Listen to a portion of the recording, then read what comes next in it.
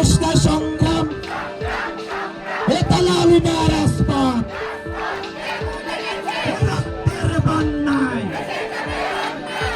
৬ দফা দাবি আদায়ে সারা দেশের ন্যায় রাজশাহীতেও পলিটেকনিক ইনস্টিটিউটগুলোতে বিক্ষোভ সমাবেশ করেছে বাংলাদেশ কারিগরি শিক্ষা বোর্ডের আওতাভুক্ত শিক্ষার্থীদের জোট বাংলাদেশ কারিগরি ছাত্র আন্দোলন।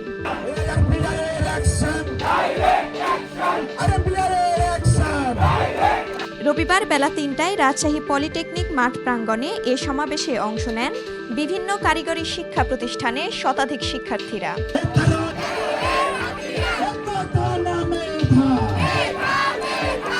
এ সময় কারিগরি শিক্ষা খাতে সকল বৈষম্য নিরসনে দ্রুত সরকারের পদক্ষেপের দাবি জানানো হয়। পাশাপাশি অবিলম্বে তাদের ৬ দফা বাস্তবায়নের হস্তক্ষেপ কামনা করেন শিক্ষার্থীরা। এর আগে শনিবার অনুষ্ঠিত পূর্ব ঘোষিত রাইজ ইন রেড কর্মসূচির অংশ হিসেবে দুপুর ১টায় মানববন্ধন ও প্রতীকী প্রতিবাদ শেষে মহাসমাবেশের ঘোষণা দেন শিক্ষার্থীরা।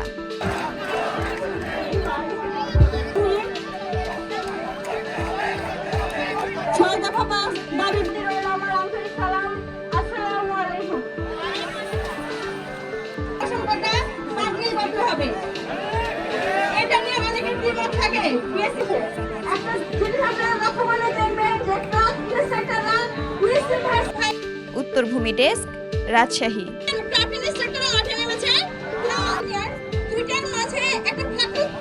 চেষ্টা করছে এটা আমাদের বুঝতে হবে।